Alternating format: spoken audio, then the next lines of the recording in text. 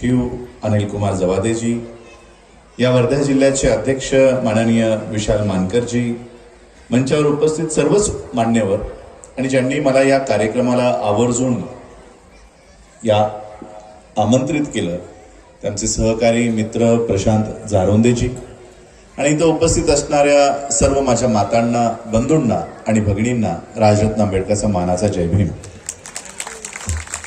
बरेच विषय या ठिकाणी आपण सगळ्यांनी, मला प्रशांतजीने सांगितलं की आपल्याला सखोल मार्गदर्शन करायचं आहे, तर मागच्या एका कार्यक्रमात वेळेअभावी बऱ्याच मुद्द्यांवर बोलता आलं नाही. मी तोच विचार करत होतो की कुठून सुरुवात करावी. ताईंनी जे राजरत्नवर एक गाणं रचलं होतं आणि ते गाणं गायलं, मी विचार केला तिथूनच आपण सुरुवात करूया.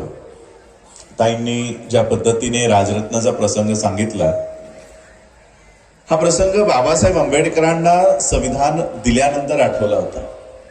26 नोव्हेंबर 1949 रोजी संविधान सभेमध्ये संविधान सुपूर्द केल्यानंतर त्यांचं संविधान सभेतलं बाबासाहेब आंबेडकरांचं शेवटचं भाषण बाबासाहेब आटपून दिल्लीच्या अलीपूर रोडचा जो बाबासाहेबांचा बंगला आहे त्या ठिकाणी गेले. त्यांची एक आराम खुर्ची होती, त्या आराम खुर्चीवर बाबासाहेब बसले, डोळे बंद केले. डोळे बंद करून थोड्या वेळाने त्यांच्या डोळ्यातून अश्रू व्हायला लागले. शेजारी नानकचंद रत्तू उभे होते. नानकचंद रत्तूंना कळेना की बाबासाहेबांना कसं उठवावं आणि कसं विचारावं, तुम्ही का रडता. म्हणून नानकचंद रत्तूने एक युक्ती केली. बाबासाहेब आंबेडकरांच्या पायाजवळ बसले आणि पाय चेपत चेपत बाबासाहेबांना प्रश्न केला, बाबा साहब आप क्यों रो रहे हो. हिंदी समजेल ना सगळ्यांना, समजते ना. बाबा साहब आप क्यों रो रहे हो, क्यों रोते हो. अभी आप देश को एक अच्छा संविधान देकर आए हो, एक अच्छी व्यवस्था देकर आए हो, फिर किस बात का दुख है आपको, तुम्ही का रडता. आत्ताच तुम्ही या देशाला एक संविधान निर्माण करून दिलाय, संविधान बहाल करून आलात, एक चांगली व्यवस्था देऊन आलात, मग तरी कसलं दुःख आहे तुम्हाला, आता का रडता. बाबासाहेबांनी डोळे उघडले आणि रत्तूला का सांगितलं, रत्तू मुझे आज मेरे बेटे की याद आ गई. मेरा बेटा राजरत्न, मुझे आज मेरे बेटे की याद आ गई. रत्तू, एक समय था कि जब वो इस दुनिया से जा रहा था, विदा हो रहा था, तब उसके शरीर पर डालने के लिए मेरे पास कफन तक नहीं था. तो प्रसंग ताईंनी सांगितला. बाबासाहेब आंबेडकरांचा हा राजरत्न 2.5 वर्षाचा झाला होता ज्यावेळेस त्याचं निधन झालं, जुलै 1926.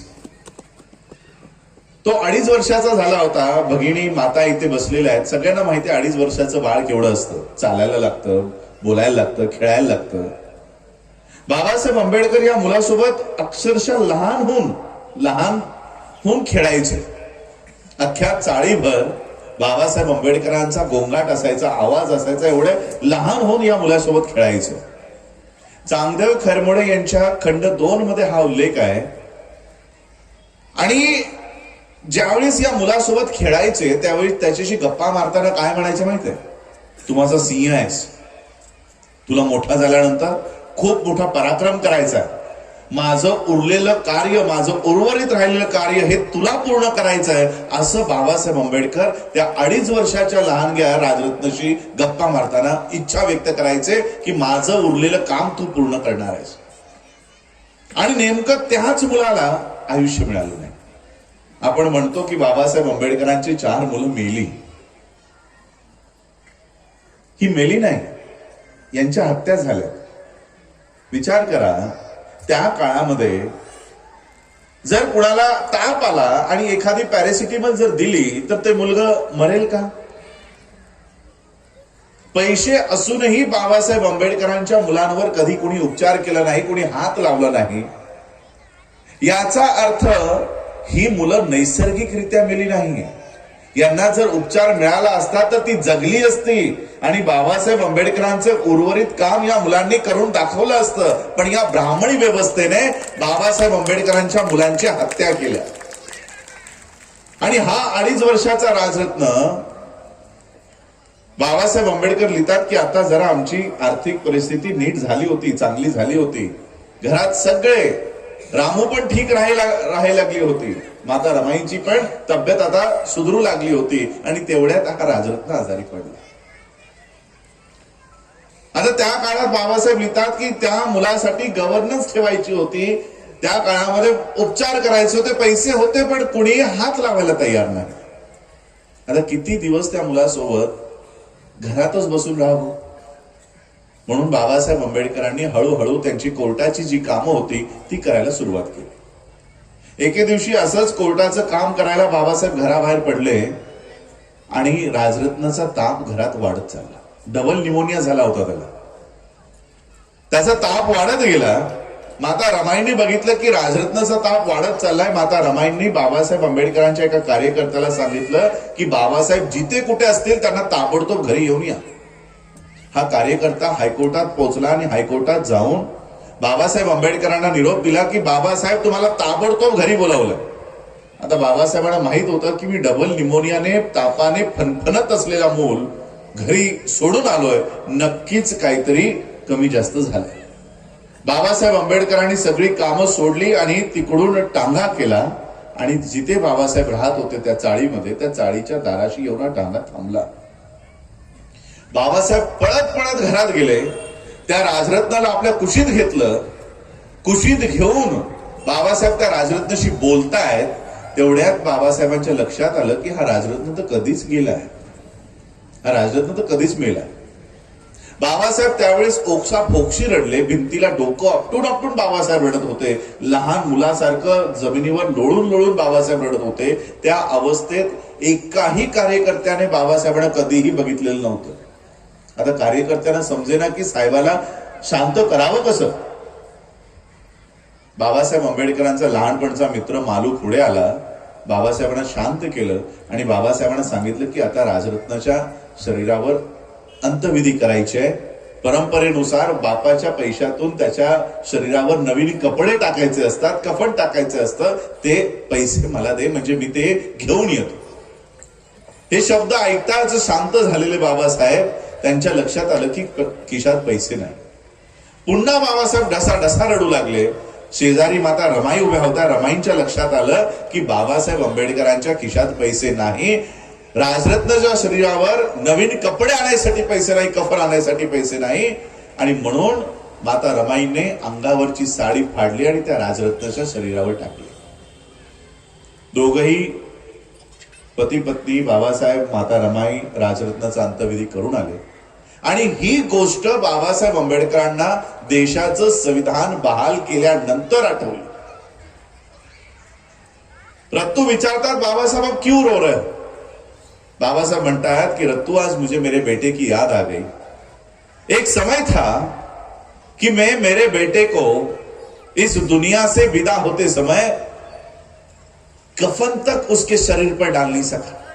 रत्तू एक वेळ होती की माझा राजरत्न या जगातून जात असताना मी त्याच्या शरीरावर कफन पण टाकू नाही शकलो. पण आज मी या देशाला असं संविधान निर्माण करून दिला आहे, आज मी या देशामध्ये अशी व्यवस्था निर्माण करून दिली आहे की माझा येणारा प्रत्येक राजरत्न हा सुटा बुटात टाय कोटात जन्माला येईल, अशी व्यवस्था मी या देशाला निर्माण करून दिलेली आहे. बाबासाहेब आंबेडकरांनी केवळ 395 कलमांचा ग्रंथ तयार नाही केला. आज बघा एकीकडे आज आपण बघतोय महाराष्ट्रामध्ये मराठा समुदाय आरक्षणाची मागणी करतो, आरक्षणासाठी रस्त्यावर येतोय. काही मुलांनी आत्महत्या केल्या. आरक्षण या यादीमध्ये आमचेही नाव आहेत. अनुसूचित जातीच्या यादीमध्ये आमचीही जात नमूद आहे. अशा आरक्षणाच्या अनुसूचित जातीमध्ये महाराष्ट्रातल्या 59 जातींचा उल्लेख आहे. 59 जाती. पण आजही या देशामध्ये महाराष्ट्रामध्ये कोणत्याही राज्यामध्ये त्या 59 जातीतल्या कोणत्याही जाती उचला, आजही त्यांना त्यांची पारंपरिक कामं आजही त्यांच्या हातात आहे. चपला बुट बनवण्याचं काम एका विशिष्ट जात आजही करते. केस कापण्याचं काम एक विशिष्ट जात आजही करते. फुलं वेचण्याचं काम एक विशिष्ट जात आजही करते. काय तुम्हाला परंपरेने दिलेली कामं आजही तुम्ही करताय का? परंपरेने काय कामं दिली होती माहितीये तुम्हाला? मनुस्मृतीने. बाबासाहेब आंबेडकरांचं संविधान लागू होण्यापूर्वी या देशात मनुस्मृती लागू होती आणि त्या मनुस्मृतीने आम्हा लोकांना, या देशातल्या लोकांना वेगवेगळ्या जातीमध्ये वाटून ठेवलं आणि केवळ जातीतच वाटलं नाही तर प्रत्येक जातीला काही कामं पण निर्धारित करून दिली. या जातीचा व्यक्ती दुसऱ्या जातीचं काम करू शकत नव्हता. तसं तुम्हाला मनुस्मृतीने काय कामं दिली होती माहितीये? महार समुदायाला, महार जातीला गावात कुठंही गुरढोरं मेली की ती गावाबाहेर ओढून न्यायची, त्याची विल्हेवाट लावायची आणि जे काय उत्पन्न त्या मेलेल्या गुराढोरापासून घ्यायचे ते तुम्ही घ्यायचं आणि त्याच्यावरच उदरनिर्वाह करायचा. हे महारांचं मनुस्मृतीने ठरवून दिलेलं परंपरेतलं काम. ज्या पद्धतीने आज हलगी वाजवायचं काम एक विशिष्ट जात 2023 ला आजही करते, चपला बुटवणं बनवण्याचं मनुस्मृतीने देऊन ठेवलेलं काम आजही करते, काय तुम्हाला परंपरेने मनुस्मृतीने दिलेली काम तुम्ही आजही करताय का? नाही. याचा अर्थ अनुसूचित जातीमध्ये आज महाराष्ट्रामध्ये 59 जाती आहेत, पण त्या 59 जातीमधनं आज आम्ही IAS, IPS, doctor, engineer, justice पर्यंत पोहोचलो. ते आरक्षणामुळे नाही, बाबासाहेब आंबेडकरांनी दिलेल्या बौद्ध धर्मामुळे आज आमची खरी प्रगती या देशामध्ये दिसायला मिळते, बघायला मिळते. बाबासाहेब आंबेडकरांनी अनेक, अनूप कुमार सर ने बताया है ना, अनूप कुमार सर, मैं जब यूपी में जाता हूं तो कुछ राजनीतिक लोग वो ये कहते हैं बाबा साहब ने पूरे जीवन में बहुत अच्छे काम किए, हमारे लिए बहुत उन्होंने काम किए, हमारे लिए बहुत अधिकार दिए, उनसे एक ही गलती हो गई, उन्होंने बौद्ध धर्म अपना लिया. कारण काही लोकांना बौद्ध धर्म स्वीकारायचा नसतो. बाबासाहेबांचा वापर फक्त राजकारणापुरता, म्हणून जिथेही बौद्ध धर्माचा विषय आला की ते मागे हटतात, नको बौद्ध धर्म नको, म्हणून ते पळवाट काय करतात? बाबा साहब से एक ही गलती हो गई, उन्होंने बुद्धिज्म अपना लिया. पण आज मी तुम्हा लोकांना सांगू इच्छितो, 1917 पासून ते 1956च्या 5 डिसेंबर 1956च्या रात्रीपर्यंत जेवढंही काम बाबासाहेबांनी त्यांच्या जीवनात, त्यांच्या आयुष्यात केलंय, त्या सगळ्या जीवनातला मास्टर स्ट्रोक जर कोणता आहे तर बाबासाहेब आंबेडकरांची बौद्ध धर्माची दीक्षा हे बाबासाहेब आंबेडकरांचं सगळ्यात मोठा मास्टर स्ट्रोक या मनुस्मृतीच्या व्यवस्थेला आहे. अनेक राजकीय कार्यकर्ते बाबासाहेब आंबेडकरांना विनंत्या करत होते. 1956चा वर्ष आणि हा 2023चा वर्ष सेम पिरियड आहे. 6 महिन्यात इलेक्शन्स आहेत आताही आपल्याकडे, याही वर्षी. त्याही वेळेस 6 महिन्यात इलेक्शन्स होते. ऑक्टोबर, नोव्हेंबर, डिसेंबर, जानेवारी, फेब्रुवारी, मार्च 1957 ला पार्लमेंटच्या इलेक्शन्स होत्या. आताही मार्च 2024 ला पार्लमेंटच्या इलेक्शन्स आहेत.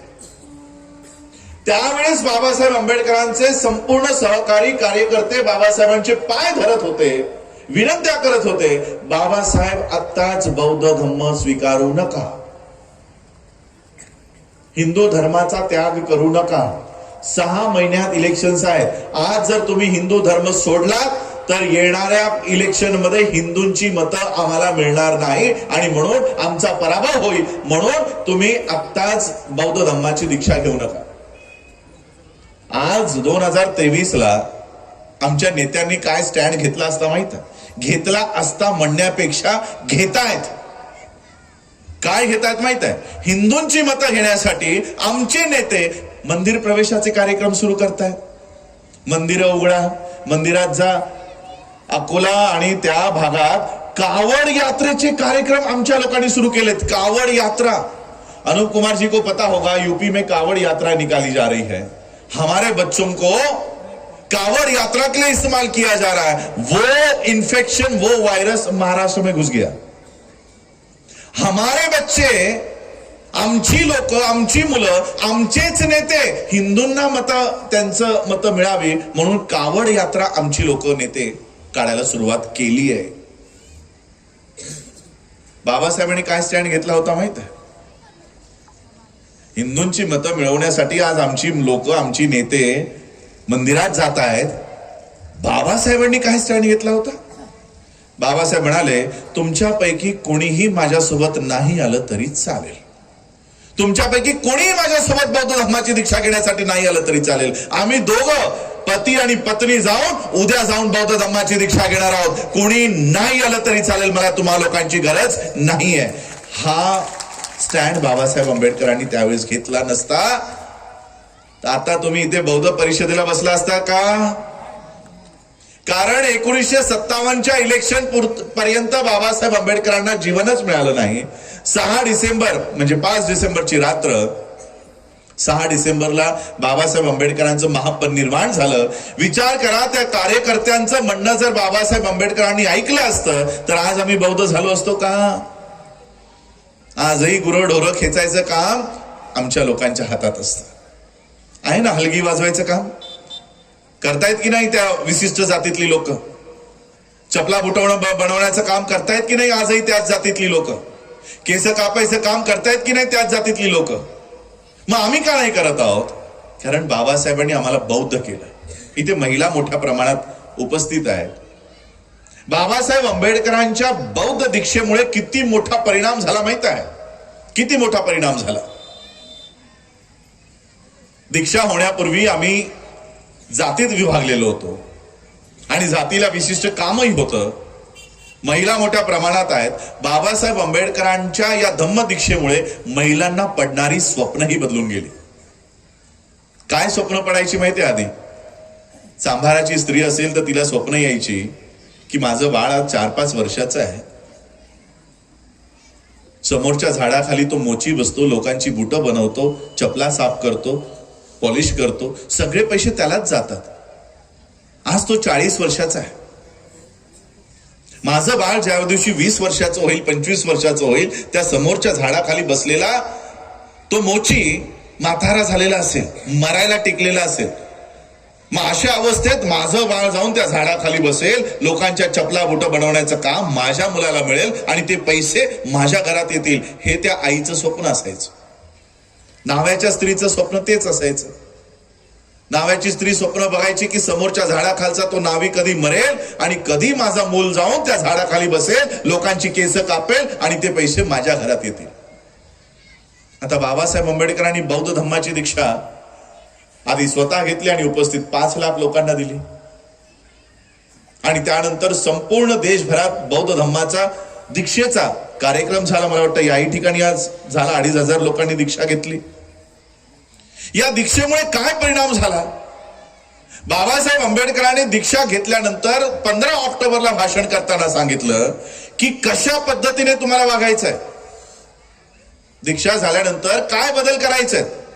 बाबासाहेब म्हणाले, ज्या पद्धतीने वेगवेगळ्या नद्या एका महासागराला येऊन भेटतात, महासागरामध्ये जाऊन सामील होतात आणि त्या महासागरात सामील झाल्यानंतर कोणीही त्या महासागरातलं पाणी वेगवेगळं करून दाखवू शकत नाही की हे गंगेचं पाणी, हे गोदावरीचं पाणी, हे यमुनेचं पाणी, हे कृष्णा नदीचं पाणी, असं कोणीही वेगवेगळं करून दाखवू शकत नाही. त्या पद्धतीने बौद्ध धर्मात या. जसंही बौद्ध धर्मात याल, आपापल्या जाती नष्ट करा आणि बौद्ध म्हणूनच या देशात नाव मिळवा, असा बाबासाहेब आंबेडकरांचं स्ट्रिक्ट इन्स्ट्रक्शन होते. या इन्स्ट्रक्शनमुळे काय झालं? आमच्या जाती सुटल्या. जाती सुटल्यामुळे जातीला चिकटलेली कामही सुटली. आता आमची आई स्वप्न काय बघते माहित आहे? जी चांभाराची स्त्री, नाव्याची स्त्री स्वप्न बघायची, बौद्ध धम्म स्वीकारल्यानंतर आता तीच स्त्री काय स्वप्न बघते माहित आहे? ती स्वप्न बघते, आज माझं बाळ 5-10 वर्षाचं आहे, सुप्रीम कोर्टचा जज आज 40शीचा आहे, तो रिटायरमेंट होईपर्यंत माझं बाळ 25शीचं झालेलं असेल, 35शीचं झालेलं असेल आणि जसंही तो सुप्रीम कोर्टचा जज रिटायर होईल, माझं बाळ मी असं तयार करेन की जसंही तो पाय उतार होईल, माझं बाळ जाऊन सुप्रीम कोर्टाच्या चीफ जस्टिस ऑफ इंडियाच्या खुर्चीवर जाऊन बसेल. ही बाबासाहेब आंबेडकरांच्या आज धम्म दीक्षेचं फलित आहे की ज्यामुळे आज आमच्यामध्ये अनिल कुमार जवादे सारखे सर बसलेले आहेत. नीरज भाऊ सारखे लोक बसलेले आहेत, विशाल मानकरांसारखी लोक बसलेली आहेत, तुमच्यामध्ये उपस्थित असणारे अनेक डॉक्टर, इंजिनियर, लॉयर्स बसलेले आहेत, अनेक लोक. मी ज्यावेळेस बँगलोरला एकदा गेलो होतो, सभेमध्ये काही काँग्रेसची लोक बसलेली होती, तर त्यांना बाबासाहेबांचा इतिहास एवढा काही माहिती नाही. तर मी नेहमी सूट बूट टाय कोट मध्ये असतो, तर त्यांना वाटलं हे खूप धनाढ्य परिवार असेल, म्हणून ते मला विचारत होते, बाबा साहब के प्रॉपर्टी में से क्या क्या मिला आपको? उनकी प्रॉपर्टी क्या क्या थी? कितने जमीन है, कितने बंगले हैं, कितने कॉलेजेस हैं? तो मला सगळं विचारत होता, कारण त्याला एवढं काही माहिती नव्हतं, नॉलेज नव्हतं. तुम्हाला लोकांनाही माहिती असेल, बाबासाहेब आंबेडकरांनी पीपल्स एज्युकेशन सोसायटी तयार केली आणि सगळी संपत्ती पीपल्सला देऊन टाकली. एकही संपत्ती मुलाला आणि पुतण्याला दिली नाही. बाबासाहेब आंबेडकरांची ज्या दिवशी महापरिनिर्वाण झालं, त्या दिवशी बाबासाहेब आंबेडकरांचं, मी हे सगळे कागद चाळत असताना मला बाबासाहेब आंबेडकरांच्या सेव्हिंग बँकेचं कागद सापडलं. ग्रीनलेस नावाची त्यावेळची एक बँक होती, भारतात होती, आता ती नाही आहे. त्या बँकेत बाबासाहेब आंबेडकरांचं खातं होतं आणि त्या खात्यात बाबासाहेब आंबेडकरांचे 15,234 रुपये आणि 27 पैसे एवढी बाबासाहेब आंबेडकरांची सेव्हिंग होती. 15,234 रुपये. कोणते बाबासाहेब माहित आहे? जे 4 खात्याचे मंत्री राहिलेले होते, जे संविधान निर्माते होते, पीपल्स एज्युकेशन सोसायटीचे फाउंडर होते, शेड्यूल कास्ट फेडरेशन बरखास्त करून रिपब्लिकन पार्टी ऑफ इंडियाचे फाउंडर होते, बुद्धिस्ट सोसायटी ऑफ इंडियाचे फाउंडर होते. असे बाबासाहेब आंबेडकरांच्या खात्यामध्ये 15,234 रुपये. आज साधा एखादा सरपंच जरी झाला ना, तरी तो 7 पिढ्यांपर्यंत पुरेल एवढा पैसा एकाच टर्म मध्ये कमवतो, एकाच टर्म मध्ये. बाबासाहेब आंबेडकर 4 खात्यांचे मंत्री होते, तरी देखील बाबासाहेब आंबेडकरांच्या खात्यामध्ये किती रुपये? 15,000 रुपये. मग बाबासाहेबांची संपत्ती गेली कुठे? मग बाबासाहेबांनी आयुष्यात कमवलं काय? जर फक्त 15,000 रुपयेच त्यांच्या खात्यामध्ये आहे, मग बाबासाहेबांनी कमवलं काय? आज तुमच्यामध्ये जे doctors, engineers, lawyers, professors, IAS, IPS, जजेस बसलेत, ही आहे बाबासाहेब आंबेडकरांची खरी कमाई, ही आहे बाबासाहेब आंबेडकरांची खरी प्रॉपर्टी. आणि म्हणून आज या प्रॉपर्टी जी बाबासाहेब आंबेडकरांनी कमवली आहे, या लोकांना पुढे येऊन बाबासाहेब आंबेडकरांनी संविधानाच्या माध्यमातून जे हक्क आणि अधिकार आम्हाला दिले, ते आज सुरक्षित करणं ही आमची तेवढीच जबाबदारी आहे. बाबासाहेबांनी आम्हाला धम्म का दिलाय? या धम्माचा हेतू काय? अनेक वक्त्यांनी सांगितलं, हा संविधान धोक्यात आहे. बुद्धाचे जे तत्वज्ञान आहे तेच संविधानाचं तत्वज्ञान आहे. बुद्ध काय शिकवतो? समानता. कॉन्स्टिट्यूशन काय सांगतं? इक्वॅलिटी. बुद्ध काय सांगतो? बंधुभाव. कॉन्स्टिट्यूशन काय सांगतं? फ्रॅटर्निटी. बुद्ध काय सांगतो? विचाराची स्वातंत्र्यता. कॉन्स्टिट्यूशन काय सांगतं? लिबर्टी. अनेक लोक बाबासाहेब आंबेडकरांवर आरोप करतात. हे बाबासाहेबांचं म्हणणं आहे. संविधान सभेमध्ये शेवटचं भाषण देत असताना बाबासाहेबांनी हा मुद्दा घेतला की काही लोक माझ्यावर टीका करतात की मी या देशाचं संविधानातलं जे प्रिएम्बल आहे, preamble justice, equality, liberty and fraternity, न्याय, समता, स्वातंत्र्यता आणि बंधुता, हे मी फ्रेंच रिव्हॉल्युशन मधनं कॉपी केलं, हे मी फ्रेंच रिव्हॉल्युशन मधनं उचललंय, असं अनेक लोक माझ्यावर आरोप करतात. पण मी तुम्हा लोकांना सांगू इच्छितो, मी justice, equality, liberty and fraternity French revolution मधनं नाही, मी बुद्धाच्या फिलॉसॉफी मधनं उचललेला आहे, मी बुद्धाच्या फिलॉसॉफी मधनं घेतलेलं आहे. म्हणून या देशाचं संविधान हे दुसरं तिसरं काही नाही आहे. बाबासाहेब आंबेडकरांनी सांगितलं ना, मी भारत बौद्धमय करीन. हे तुमच्या आमच्या भरोश्यावर बोलले नाही की बाबा मी गेल्यानंतर माझी लोक भारताला बौद्धमय करतील. नाही, बाबासाहेब आंबेडकरांनी स्वतः भारत बौद्धमय करून गेलेले आहेत. या देशाचं संविधान अशा पद्धतीने निर्माण केलं की त्याचा एक एक पान जसं जसं लागू होत जाईल, हा देश बौद्धमय होत जाईल. आणि म्हणून या देशाची मनुस्मृतीची पिल्लावळ या देशाचं संविधान हटवायला बसलं. जसं सांगितलं ना बनतेजींनी की राजा धार्मिक असला पाहिजे. अभी का भी राजा धार्मिक ही है, अभी का राजा भी धार्मिक ही है, लेकिन उसका धर्म वो धर्म नहीं है, अधर्म है. उसका धर्म समानता का नहीं है, उसका धर्म असमानता का है. उसका धर्म भाईचारे का नहीं है, उसका धर्म जाति व्यवस्था का है, मनुस्मृति का है, वर्ण व्यवस्था का है. और ये लोग आज देश में प्राइम मिनिस्टर बन चुके हैं, होम मिनिस्टर बन चुके हैं. आणि म्हणून आम्हाला या देशात बाबासाहेब आंबेडकरांनी, जसं तुम्ही सांगितलं, बाबा साहब को भी ये बात पता थी कि संविधान तो सबसे बढ़िया मैंने बनाया है. या देशाचं संविधान केवळ देशामध्येच नाही, जगामध्ये याचा गौरव होतो, जगामध्ये. आणि हे मी बाबासाहेब आंबेडकरांचा वंशज आहे म्हणून म्हणत नाहीये.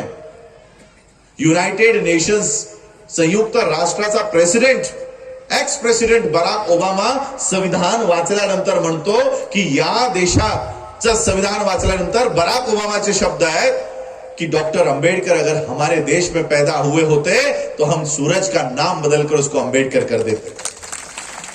एवढा मोठा गौरव या देशाच्या संविधानाचा होतो. पण संविधान निर्माण करणारे महामानव म्हणतात संविधान काही कामाचं नाही. कधी संविधान उत्कृष्ट आहे, संविधान चांगलं आहे, पण हा संविधान जर लायक लोकांच्या हातात नसेल तर संविधान काहीही कामाचा नाही. हा संविधान काही कामाचा होणार नाही जर या देशाचं संविधान अशा नालायक लोकांच्या हातामध्ये असेल. हा प्रश्न स्वतः बीबीसीच्या इंटरव्ह्यूवरने बाबासाहेबांना प्रश्न केला की बाबासाहेब, लोकतंत्र का क्या होगा, डेमोक्रेसी, लोकतंत्र का क्या होगा, संविधान का क्या होगा. बाबासाहेब म्हणतात ज्यादा नहीं चलेगा. इस देश में लोकतंत्र ज्यादा देर नहीं टिकेगा, ज्यादा देर नहीं चलेगा. तो इंटरव्यूअर बाबा साहब प्रश्न करतो तो ऐसे हालात में आप लोगों के लोग क्या करेंगे, आपका स्टैंड क्या होगा. बाबा साहेब म्हणतात हमें एक अल्टरनेट, पर्यायी व्यवस्था आम्हाला उभी करावी लागेल. आम्हाला एक अल्टरनेट व्यवस्था उभी करावी लागेल. आणि ही अल्टरनेट व्यवस्था स्वतः बाबासाहेब तयार करून गेले, उभी करून गेलेले आहेत. बाबासाहेबांना माहित होतं की या देशाचा संविधान एक ना एक दिवस ही लोक आमच्या हातून काढून घेतील, आमच्यासाठी वापरण्यासाठी हे लोक बंद करतील. त्यावेळेस माझ्या लोकांचं काय होईल. शेवटच्या श्वासापर्यंत बाबासाहेब आंबेडकरांचं लक्ष त्यांच्या परिवारावर नव्हतं.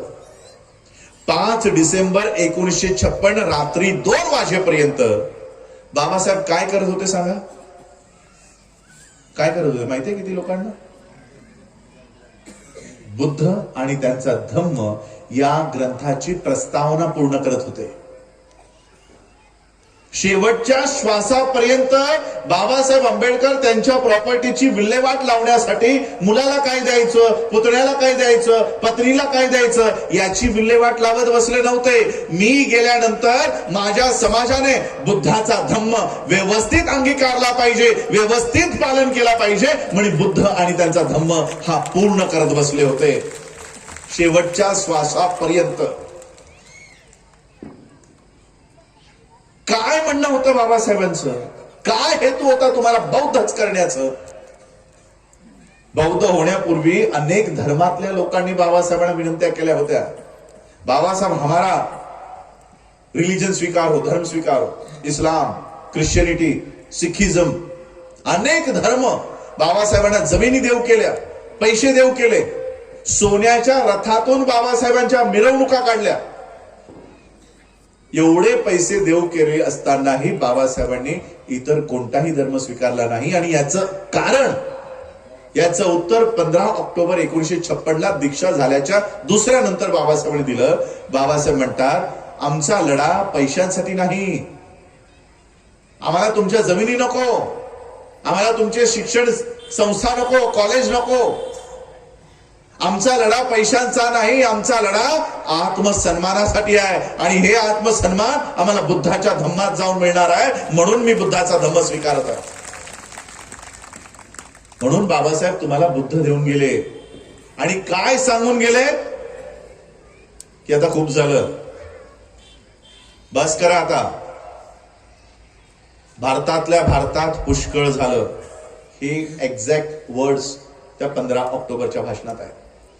भारतातल्या भारतात, घरातल्या घरात आता खूप झालं, आता घराच्या बाहेर जाऊन दाखवा. याचा अर्थ काय माहित आहे? बाबासाहेब तुम्हाला सांगतायत, या देशाचं संविधान जर तुमची रक्षा करू शकले नाही तर बुद्धाच्या पाठीशी जा. हा बुद्ध तुमच्या पाठीशी खंबीरपणाने उभा राहील. जगामध्ये तुमचा आवाज म्हणून हा बुद्ध तुम्हाला जगामध्ये जाऊन न्याय देईल. हे बाबासाहेब तुम्हाला सांगून गेलेत की घरातल्या घरात खूप झालं. आता घराच्या बाहेर जात असताना तुमची ओळख काय? महार, चांभार, ढोर. कोणत्या देशात, कोणते भारताच्या बाहेर किती महार देश आहेत सांगा, किती ढोर देश आहेत सांगा, किती चांभार देश आहेत सांगा. महार, मातंग, चांभार, ढोर या जातींची लेबल लावून तुम्ही महाराष्ट्राच्या बाहेर जाऊ शकत नाही, महाराष्ट्राच्या बाहेर. आणि म्हणून बाबासाहेब तुम्हाला बौद्ध करून गेले का, तर या देशातून बौद्ध म्हणून जर तुम्ही बाहेर गेलात तर तब्बल 135 देश तुमच्या स्वागतासाठी तत्पर उभे आहेत. 135 देश. बौद्ध धम्मामध्ये किती ताकद आहे ही जरा मोदीला विचारा. खरंच त्याला माहिती आहे बुद्धामध्ये किती ताकद आहे. आता मोदीचा मिशन काय आहे? हिंदू राष्ट्र. या देशाला हिंदू राष्ट्र बनवणं, राम मंदिर बनवणं, राम मंदिराचा आता शिलान्यास करणार आहेत. म्हणजे नरेंद्र मोदी या देशाचा प्रधानमंत्री या देशाला हिंदू राष्ट्र बनवण्यासाठी काम करतोय. मग जो माणूस या देशाला हिंदू राष्ट्र बनवण्यासाठी काम करतोय तो परदेशात गेल्यानंतर बुद्धाच्या मूर्त्या का उचलतो? कारण त्याला माहिती आहे बाहेर गेल्यानंतर मी जर म्हणालो कि मैं भारत को हिंदू राष्ट्र बनाने वाला हूं, एकही देश त्याला 1 रुपया भीक म्हणून पण देणार नाही. हे मोदीला माहित आहे. म्हणून तो बुद्धाच्या मूर्त्या घेऊन परदेशात जातो आणि काय सांगतो, मैं भारत से आया हूं, भारत बुद्ध का देश है. बघितलं ना नीतू अंबानीचा व्हिडिओ? ही लोक परदेशात जाऊन सांगतायत आम्ही भारतातून आलो, भारत बुद्धाचा देश आहे. आणि जे आम्ही खरे बौद्ध आहोत. बघा इथे मी सिद्धनाकाचा फोटो बघितला आणि ब्रॅकेटमध्ये महारे लिहिलंय. सिद्धनाकाचं आजही ऑफिशियल रेकॉर्ड मध्ये नाव सिद्धनाक आहे. एवढंच नाही, बाबासाहेब आंबेडकरांचे पूर्वज म्हणजे बाबासाहेब आंबेडकरांचे वडील, बाबासाहेब आंबेडकरांचे आजोबा, बाबासाहेब आंबेडकरांचे पंजोबा, या सगळ्यांचा ऑफिशियल रेकॉर्ड मी काढलाय. माझ्याकडे सगळ्यांचा ऑफिशियल रेकॉर्ड आहे.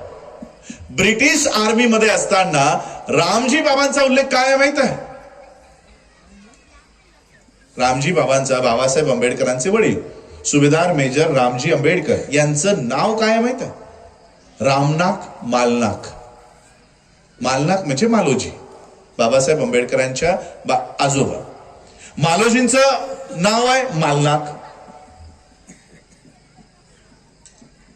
महार बाबासाहेब आंबेडकर एक ऐसे लिहितात, हु वेर महार्स. जे आज आम्ही स्वतःला महार म्हणतोय, आम्हाला आमची माहिती बाबासाहेब आंबेडकरांनी करून दिली की हु वेर महार्स. तुम्ही स्वतःला महार म्हणता ना, मग आम्ही कोण आहोत? बाबासाहेब म्हणतात महार हा शब्द अलीकडचा आहे. हा शब्द श्रुतींमध्ये नाही, हा शब्द वेदांमध्ये नाही, हा शब्द मनुस्मृतीमध्ये नाही. कोणत्याही पुरातन साहित्यामध्ये महार शब्दाचा उल्लेख नाही. मग जर महार शब्दाचा उल्लेख नाही, देन हु वेर महार्स? जर महार नावाचा शब्दाचा उल्लेखच इतिहासात सापडत नाही, मग आम्ही कोण आहोत? आम्ही कोण होतो? महार हा 2 शब्दांना जोडलेला एक शब्द आहे. महा प्लस आरी. पालीचा कोणी अभ्यासक आहे का इकडे? बसलाय का? आर्य शब्द का अर्थ क्या होता है? आर्य नहीं, महा का शब्द श्रेष्ठ होता है, आर्य शत्रु, महा म्हणजे महान, सगळ्यात मोठा, आर्य म्हणजे शत्रू. दोघांना जोडलं बनला महार, आणि दोघांचं मराठी अर्थ जोडला महान शत्रू. मग हे महार कुणाचे सगळ्यात मोठे शत्रू आहेत? हे महार लोक, या महाराष्ट्रातले लोक, भारतातले महार हे कुणाचे सगळ्यात मोठे शत्रू आहेत?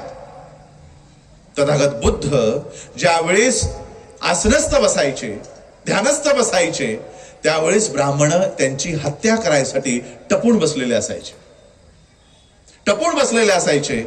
आणि जसही ब्राह्मण त्यांची हत्या करणार, नाग नावाचे राजा आणि राणी आणि त्यांची प्रजा बुद्धाचं रक्षण करायला तैनात उभी असायची. हे नाग लोक दुसरे तिसरे काही नसून ब्राह्मणांच्या मध्ये उभे असणारे, बुद्धाच्या हत्येमध्ये उभे असणारे ब्राह्मणांची सगळ्यात मोठे शत्रू, आणि ते म्हणजे तुम्ही महार नव्हे, तुम्ही नाग लोक आहात. आणि म्हणून बाबासाहेब आंबेडकरांनी 14 ऑक्टोबर 1956 हा दिवस नागपूरला निवडला, की नागपूरमध्ये मी जाऊन बौद्ध धम्माची दीक्षा घेणार आहे. का? तर तुम्हाला तुमची ओळख व्हावी की तुम्ही महार नाही, तुम्ही नाग लोक आहात. कोणते नाग लोक?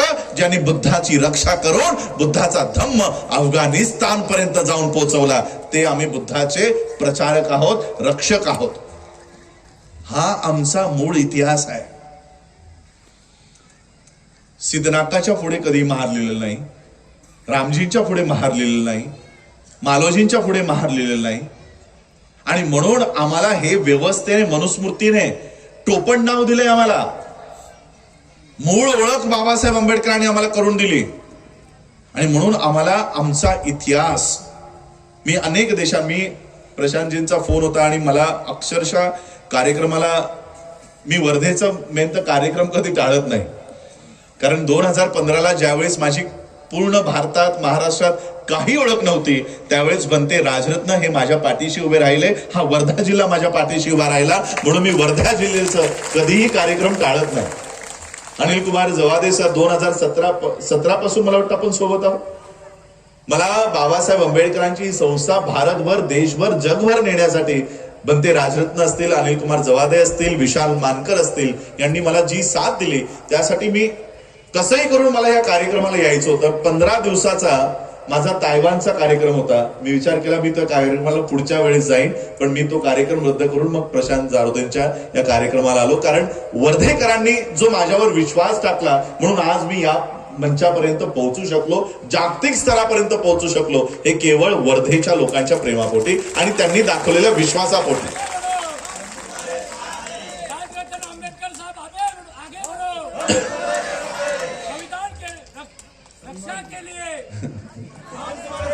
ठीक. बघा, आज मी अनेक देशाच्या लोकांसोबत भेटतो. तायवानचे लोक, आता मला माझी कॉन्फरन्स होती 5 दिवसाची, तिथे मी त्यांच्या सोबत होतो. ते मला म्हणतात बुद्धाचा जो धम्म आहे हा गरीब लोकांचा धर्म नाहीये. हा म्हणजे काही लोक आम्हाला दलित दलित दलित म्हणतात, ते म्हणतात हा दलितांचा धर्म नाहीये. बुद्धाचा धम्म हा राजा महाराजा लोकांचा धर्म आहे. आपण बघितलंय, बुद्ध यांनी धम्म वाचलेला आहे. राजे महाराजे त्यांचं मुकुट ठेवून बुद्धाच्या पायाशी ठेवायचे आणि बौद्ध धर्म स्वीकारायचे. हा राजा आणि महाराजा लोकांचा धर्म आहे, हा त्यांचा धर्म आहे. ते मला म्हणतात हा बौद्ध होऊन तुम्ही लोक गरीब कसे काय? तुमची लोक गरीब कशी काय? बौद्ध धम्म विकास करायला शिकवतो, प्रगती करायला शिकवतो, तुमची लोक गरीब कशी काय? आणि म्हणून ती सगळी देशातली लोक या देशातल्या बौद्धांना बिझनेस देण्यासाठी, एज्युकेशन देण्यासाठी एका पायावर तत्पर आहेत. का? तर आमचा भारतातला बौद्ध हा गरीब राहता कामा नये, तो श्रीमंत राजा महाराजांचा वंशज आहे, तो त्या पद्धतीने त्यांना बघायचा आहे. म्हणून प्रत्येक देशातला बौद्ध हा भारतातल्या बौद्धाला मदत करण्यासाठी तयार आहे. पण आम्ही मात्र बुद्धाच्या समोर नाही, आम्ही मरियाईच्या समोर, खंडोबाच्या यात्रेला. बौद्ध कोण? तुमची युवा गुगल यूज करता, आय एम बुद्धा फाउंडेशन टाका, आय एम बुद्धा फाउंडेशन. याचे संस्थापक कोण आहेत माहित आहे? आणि यांचे कार्यक्रम भारतात होत नाहीत हा. यांचे कार्यक्रम आता सुरू आहेत नेदरलँडला, फ्रान्सला, युएसला, जर्मनीला. भारतातून ही संस्था तयार झाली आहे आणि संस्थेचं नाव आहे आय एम बुद्धा फाउंडेशन. आणि या संस्थेचे संस्थापक आहेत पल्लवी जोशी आणि विवेक अग्निहोत्री. गुगल करा, नावं सापडते. पल्लवी जोशी सारखे ब्राह्मण आणि विवेक अग्निहोत्री सारखे ब्राह्मण बुद्धाच्या नावाखाली जगातून पैसा आणतायत आणि पिक्चर काय बनवतायत. एक वर्षाभरापूर्वी त्यांनी एक पिक्चर बनवला. काय नाव आहे? काश्मीर फाईल्स. पैसा बुद्धाचा. पिक्चर काय बनवला? ब्राह्मणांवर कसा अत्याचार झाला, त्यांना कसं काश्मीरमधनं पळून लावलं. म्हणजे बुद्धाच्या पैशावर ब्राह्मणांचं चित्रपट भारतात तयार होतं. का? कारण आम्ही बुद्धाच्या लाईनीत नाही. आम्ही त्यांचे धर्म ओढतोय, त्यांचे कावड ओढतोय, त्यांच्या यात्रेला जातोय आणि ते आमचा धम्म घेऊन जगामध्ये फिरतायत. जगामध्ये फिरतायत. बाबासाहेब आंबेडकरांनी आम्हाला जगातल्या बौद्धांशी जोडण्यासाठी जागतिक स्तरावर भारतीय बौद्ध महासभा, बुद्धिस्ट सोसायटी ऑफ इंडिया ही संस्था निर्माण करून दिली की जगातल्या बौद्धांना जर भारतातल्या बौद्धांसोबत संपर्क करायचा असेल तर मी ही संस्था निर्माण करतोय. आम्ही काय केलं? त्या संस्थेमध्ये गटबाजी केली. हा मीराताईंचा गट, हा राजरत्नचा गट, हा पाटीलांचा गट. 34 वर्ष ही संस्था जी बाबासाहेबांनी बनवून ठेवली होती ती कोर्टामध्ये अडकून ठेवली. आता बाहेर पडली ती.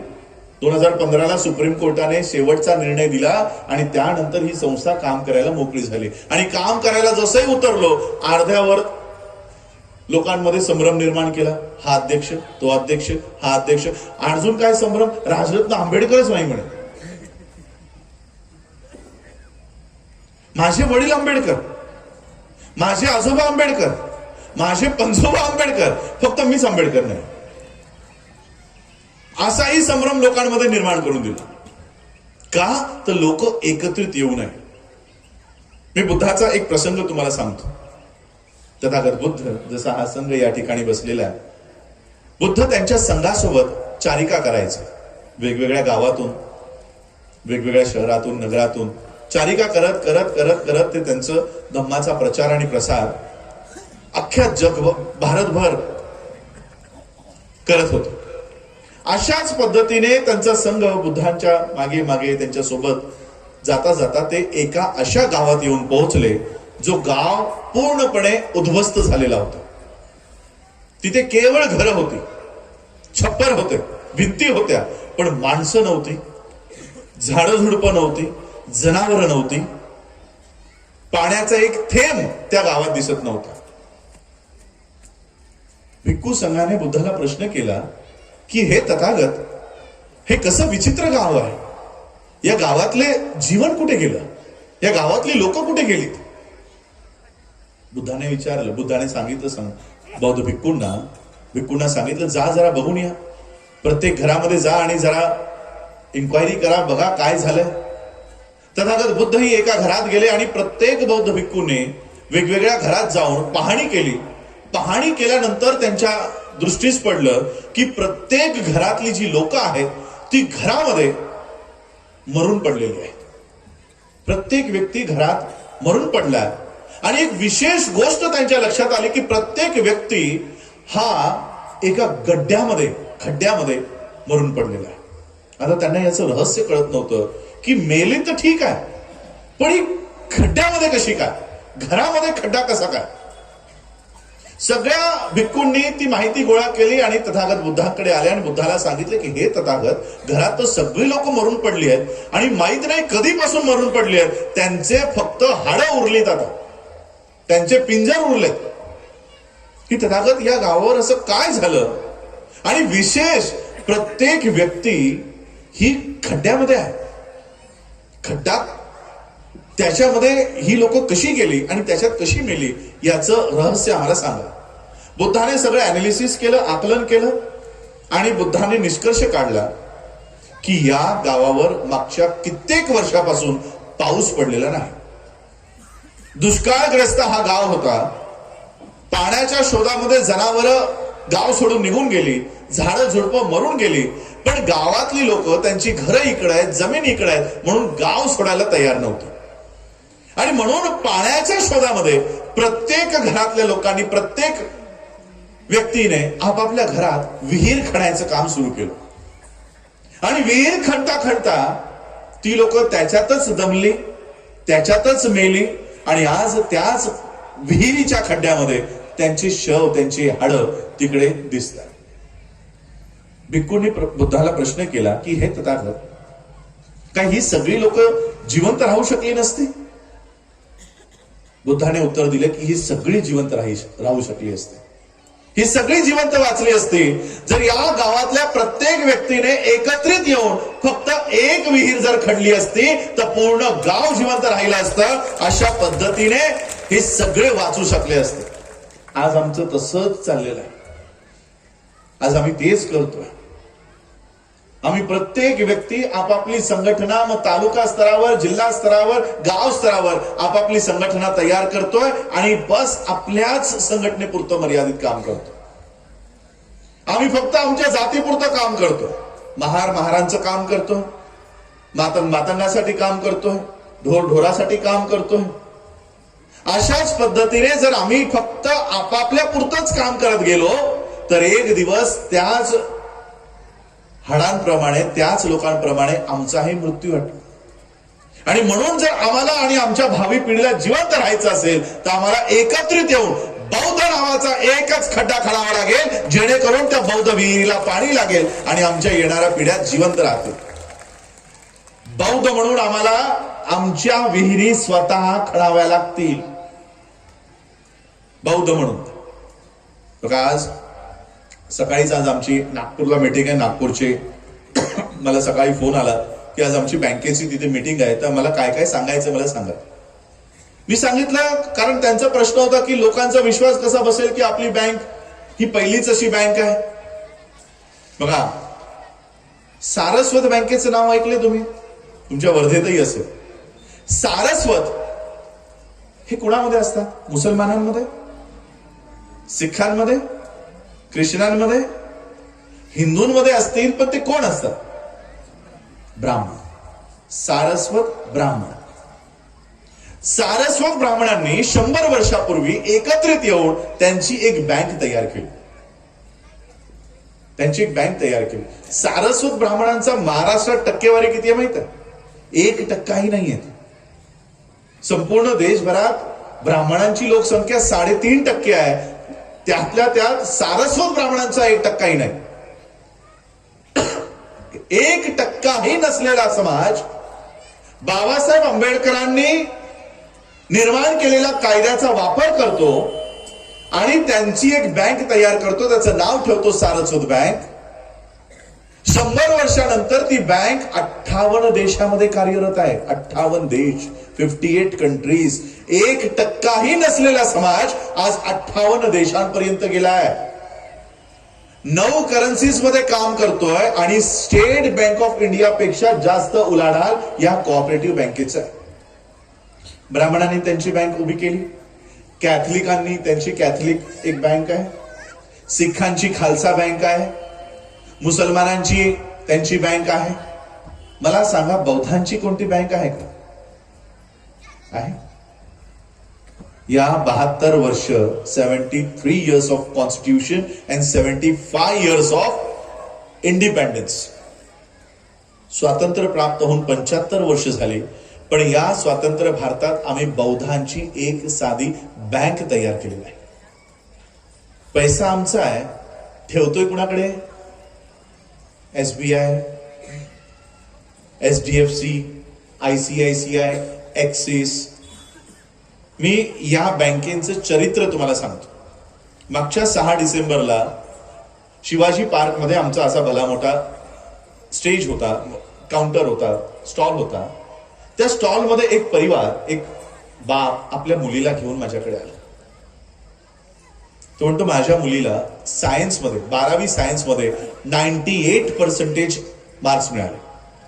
98%. आणि तिथेच नवी मुंबईमध्ये DY पाटील नावाचं MBBS कॉलेज आहे. त्या वडिलांनी सांगितलं की माझ्या मुलीला कसलंही डोनेशन न देता मुलीला ऍडमिशन मिळालंय एमबीबीएस साठी ऍडमिशन मिळालं. पण मागच्या 3 वर्षापासून माझ्या मुलीला परीक्षेला बसू दिलं गेलं नाही. तिला का दिलं नाही? वर्षाची फी 35 लाख रुपये, 35 लाख रुपये एका वर्षाची. त्या परिवाराचं अॅन्युअल इन्कम हे मला वाटतं 2-3 लाखाच्या घरात होतं. आता विचार करा, वर्षाला संपूर्ण परिवार जर 3 लाख रुपये कमवतोय तो 35 लाख रुपये भरू शकेल का? आता जवळपास 4थं वर्ष आहे. 4 वर्ष झाली तो त्याच्या मुलीचे फी भरू शकला नाही, म्हणून त्याच्या मुलीला परीक्षेला बसू दिलं गेलं नाहीये. मी त्यांना विचारलं, ठीक आहे तुमच्याकडे पैसे नाही, स्टुडंट लोन, एज्युकेशन लोन हे सगळ्या बँकेला देणं बंधनकारक आहे, तुम्ही एज्युकेशन लोन का नाही घेत? त्यांनी मला स्टेट बँक ऑफ इंडियाचं लेटर दाखवलं. त्या लेटर मध्ये सरळ लिहिलंय, तुमच्याकडे मॉर्गेज ठेवण्यासाठी, गहाण ठेवण्यासाठी काही नाही, म्हणून आम्ही तुम्हाला लोन देणार नाही. किती रुपयाचं लोन मागत होता? दर वर्षाला 35 लाख रुपयाचं लोन.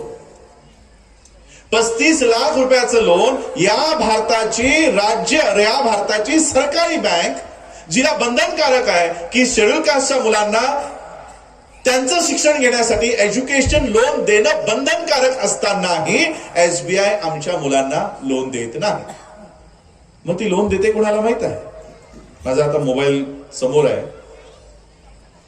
गुगलवर करा, SBI अडाणी लोन वेव्ह ऑफ. म्हणजे SBI ने अडाणीला किती लोन माफ केलंय याचं एक गुगलला टाकलं तर अख्खी लिस्ट येते. 72,000 कोटी, 14,000 कोटी, 27,000 कोटी, अशा 3 वेळेस SBI ने अडाणी नावाच्या उद्योजकाचे लोन माफ केले. कुठे 35 लाख आणि कुठे ही 3-4 रकमा जर ऍड केल्या तर जवळपास 2 लाख करोडच्या घरात जातात. आणि हे लोन माफ केल्याची संख्या आहे, मग ऍक्च्युअल लोन घेतल्याची संख्या किती असेल? आणि कोण? अडाणी. SBI नॅशनलाइज बँक आहे, सरकारी बँक आहे.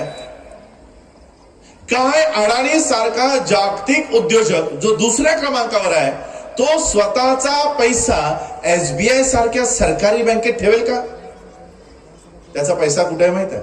Bank of America, bank of China, Swiss bank, अशा बँकेत अडाणी सगळा पैसा भारताच्या बाहेर ठेवतो आणि पैसा घेतो कुठून? SBI. मग SBI ला एवढा पैसा देतोय कोण? तुम्ही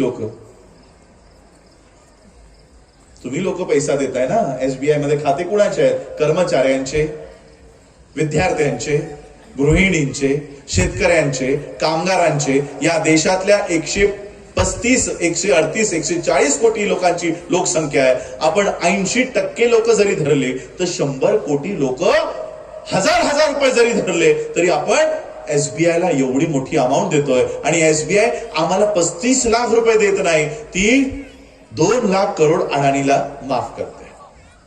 यात SBI ची चूक नाही. या 75 वर्षात आम्ही आमचा पैसा ठेवण्यासाठी आमचा स्टेज उभा केला नाही, आमची बँक उभी केली नाही, आणि म्हणून मजबुरीने आम्हाला आमचा पैसा SBI सारख्या थर्ड क्लास बँकेत ठेवावा लागतो. आमच्या घामाचा पैसा आम्ही दुसऱ्याच्या बँकेत ठेवतोय आणि ते ब्राह्मणी व्यवस्थेला मोठं करताय. या देशाची बँकिंग सिस्टम बाबासाहेब आंबेडकरांची देण आहे. बाबासाहेब आंबेडकरांच्या प्रॉब्लेम ऑफ रुपीवर RBI तयार झाली आणि त्या RBI संपूर्ण बँकेवर नियंत्रण ठेवते. पण त्याच बाबासाहेब आंबेडकरांच्या प्रॉब्लेम ऑफ रुपीला वाचून आम्ही आमची एकही बँक तयार केली नाही. यावर्षी 100वी जयंती साजरी करतो आम्ही पुस्तकाची जयंती सुरू झाली. शरद पवार, सुप्रिया सुळे एका कार्यक्रमात त्या पुस्तकाचं मोठी प्रतिकृती तयार केली आणि त्याच्यावर भाषण ठोकतात. पुस्तकाची जयंती सुरू आहे, पण ते पुस्तक वाचून त्यावर बँक बनवण्याचं काम कोणाचंच नाही. आणि म्हणून आम्ही विचार केला, पुस्तकाची जयंती करण्याऐवजी बाबासाहेब आंबेडकरांनी जे पुस्तकात लिहून ठेवलंय त्याच्यावर काम करू आणि बाबासाहेब आंबेडकरांच्या विचारांची बँक तयार करू. ती बँक तयार करण्यासाठी तब्बल 2 ते 3 वर्ष आम्ही लावली आणि काल आम्हाला बँकेचं अकाउंट मिळालं. नावही आम्ही घेतलंय, doctor Bhimrao Ramji Ambedkar multi state cooperative bank. फक्त महाराष्ट्रापुरती नाही, कर्नाटकपुरती नाही, छत्तीसगडपुरती नाही, संपूर्ण देश. आत्ता 3 वर्ष फक्त देशामध्ये काम करणार आहोत, कारण जे बंधन आहेत आमच्यावर. पण या 5 वर्षामध्ये ही बँक भारतीय भूमीपर्यंत मर्यादित राहणार नाही. ही बाबासाहेब आंबेडकरांची बँक जागतिक स्वरूपाची बँक आम्ही तयार करून स्वतःची अर्थव्यवस्था तयार करू. स्वतःची अर्थव्यवस्था. बुद्धाचा धम्म अर्थव्यवस्था सांगतो, बुद्धाचा धम्म शिक्षण व्यवस्था सांगतो. ज्या पद्धतीने नालंदा एज्युकेशन साठी अनुप कुमारजी काम करतायत, बुद्धाचा धम्माचा प्रचार आणि प्रसार झाला त्यावेळेस केवळ विहार उभी राहिली नाही, नालंदा उभी राहिली, तक्षशिला उभी राहिली. या देशाचं अर्थकारण सगळ्या देशांमध्ये मजबूत झालं. हे आहेत बुद्धाचे खरे विचार आणि त्या विचारांवर आम्हाला अंमलबजावणी करायची आहे. नुसतं त्रिशण पंचशील घेऊन केवळ बुद्धाचा धम्म तिथपर्यंत मर्यादित न ठेवता बुद्धाची अर्थव्यवस्था, बुद्धाची शैक्षणिक व्यवस्था, बुद्धाची चिकित्सा याच्यावर आम्हाला काम करणं गरजेचं आहे. 25 वर्षाचा कालखंड घेऊन मी निघालेलो आहे. 25 वर्ष. आज 40 मध्ये मी पदार्पण करतोय. अजून 25 वर्ष माझ्या हातात असली तर मी 65 ला रिटायरमेंट घेईन. पण डोळे बंद करण्यापूर्वी मी या बौद्ध समाजाला इतका ताकदवान बघून जाणार आहे की या देशामध्ये कोणीही प्रधानमंत्र्यासाठी उभं राहावं, या महाराष्ट्रात कोणीही मुख्यमंत्री पदासाठी उभं राहावं, तो बौद्ध भिक्खूच्या पाया पडल्याशिवाय प्रचाराला उतरणार नाही. एवढा ताकदवान समाज या बौद्ध समाजाला तयार करून मी जाणार आहे. त्यांची अर्थव्यवस्था, त्यांची शैक्षणिक व्यवस्था. आज आम्ही फक्त बुद्ध विहारापुरते अनुप सर म्हणतात की आम्ही क्लासेस घेतोय. या देशात पुन्हा तक्षशिला, पुन्हा नालंदा या उभ्या करू आणि केवळ बौद्धांनाच नाही ब्राह्मणांच्याही मुलांना प्रवेश देऊ. ज्या पद्धतीने आज आमची मुलं इतरांच्या शाळेत जात आहेत, गुरु ब्रह्मा गुरु विष्णू गुरु देवो महेश्वरा करतायत, त्याच पद्धतीने नालंदा तक्षशिला उभी राहील आणि बुद्धम शरणम गच्छामी करून बौद्ध धम्माचं शिक्षणाचं सुरुवात होईल. जागतिक पद्धतीचं, त्या पद्धतीचं काम आम्ही घेऊन चाललेलो. आणि म्हणून मी मागच्या मी बऱ्याच सभांमध्येही सांगितलं, बँकेचे शेअर होल्डर व्हा. शेअर होल्डर होण्यासाठी आमचे जे बायलॉज आहेत, बायलॉज प्रमाणे फक्त 2500 रुपयाचे शेअर्स तुम्ही घेऊ शकता. त्यावर कोणालाही घेता येणार नाही. बाकीचे मग तुम्हाला बँक अकाउंट होल्डर म्हणून तुम्ही टाकू शकता. हळूहळू संपूर्ण देशातनं आम्ही आमचा पैसा जो वेगवेगळ्या बँकेत ठेवलाय तो बाहेर काढू. एकाही बँकेला आम्ही आमचा 1ही रुपया ठेवणार नाही. काही लोकांचे पगार, सरकारी पगार वेगवेगळ्या बँकेत ठेवणं बंधनकारक आहे. पण त्या बँकेचे मिनिमम बॅलन्स असं 100 रुपये तरी असलेच पाहिजे, 5000 रुपये तरी असलेच पाहिजे. मिनिमम बॅलन्स तिथे ठेवून सगळा पैसा आम्ही विड्रॉ करून डॉक्टर BR आंबेडकर बँकेमध्ये ठेवू आणि पूर्ण भारतामध्ये बौद्धांची ही स्वतंत्र अर्थव्यवस्था तयार करू. याने काय होईल, जी SBI आज आम्हाला 35 लाख रुपयाचं आम्हाला लोन देत नाही, आमचा एक डॉक्टर मागच्या 4 वर्षापासून वाट बघतोय की मला MBBS ची परीक्षा देता यावी, आमचा एक डॉक्टर तयार होत नाहीये. येणाऱ्या काळात याच मुलांना doctor BR Ambedkar bank education loan देईल आणि आमच्या पोरांमधनं MBBS doctors, engineers, lawyers, professors, IAS, IPS हे सगळे आमच्या बँकेच्या माध्यमातून ही मुलं उभी राहतील. अशी अर्थव्यवस्था या देशात आम्ही उभी करणार. आमचे उद्योजक अडाणीला SBI ज्या पद्धतीने पैसा पुरवते त्याच पद्धतीने आमचे उद्योजक, जसे प्रशांत जारोंदे उद्योजक आहेत, त्यांना मला वाटतं महाराष्ट्र भूषण का काही पुरस्कार मिळालाय, अशाच पद्धतीचे हजारो उद्योजकांना डॉक्टर BR आंबेडकर बँक ही फायनान्स करेल आणि असे उद्योजक तयार करेल. अर्थव्यवस्था आधी स्वतःची हातात घेऊ, शैक्षणिक व्यवस्था हातात घेऊ अशा पद्धतीने हे काम करणार. बाबासाहेब आंबेडकरांनी यासाठी आम्हाला बौद्ध केलं. बौद्ध धम्म यासाठी दिला की या धम्मामध्ये आल्यानंतर तुम्हाला त्या पद्धतीने स्वतःचा विकास करायचा आहे. अनेक लोक माझ्यावर टीका करतात की राजरत्न म्हणतो महार लिहू नका, मातंग लिहू नका, चांभार लिहू नका. अनेक शिकलेली लोक, IAS ऑफिसर्स, एक तर जॉईंट सेक्रेटरी होते महाराष्ट्राच्या मंत्रालयामध्ये, जॉईंट सेक्रेटरी सारखी लोक ते आम्हाला सांगतायत की महार लिहा, मातंग लिहा, चांभार लिहा, ढोर लिहा. माझ्या सभा झाल्या की मग पुन्हा लोक व्हिडिओ व्हायरल करतात की महार लिहिणं का गरजेचं आहे, मातंग लिहिणं का गरजेचं आहे. त्यांचं म्हणणंही बरोबर आहे. महार लिहिलं नाही तर अनुसूचित जातीची लोकसंख्या कमी होईल.